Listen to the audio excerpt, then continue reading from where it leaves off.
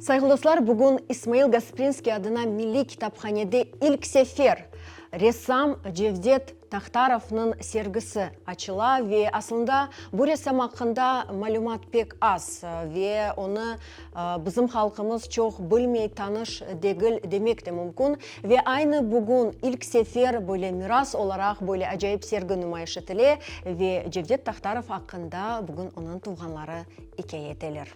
Родился он в деревне Демерджи. Детство провел в деревне, потом началась война. Они переехали с семьей в Симферополь. Он ребенком жил в Симферополе, учился. Во время войны в Симферополе он попал под бомбежку. Ему осколок пробил ногу, он всю жизнь хромал. Он так же, как и все, был депортирован в Узбекистан. Попали они в Ташкент. Талант его тянуло к рисованию.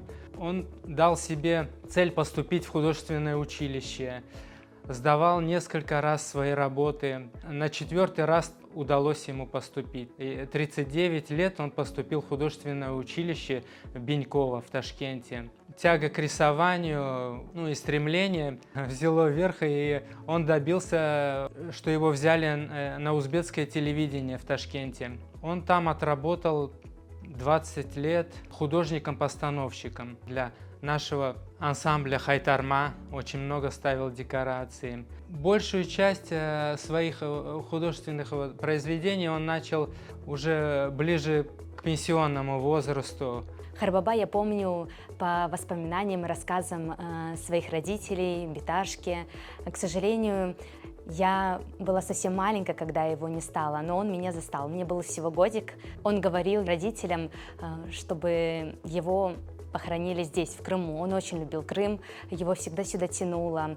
Каждый год он старался приезжать в Крым и писать картины здесь, именно находясь на родине. Переехал Харбаба в 98 году в Крым. Прожил он тут совсем немного, наверное, буквально пару месяцев. После этого он заболел. Его не стало в 98 году. Много работ осталось, также есть зарисовки из газет, которые он рисовал, чертил. Также есть иллюстрации в книгах. До 50 работ у нас есть дома, мы никогда нигде не афишировали, не выставляли. У меня всегда было такое желание показать и рассказать всем, что у меня такой талантливый был Харбаба.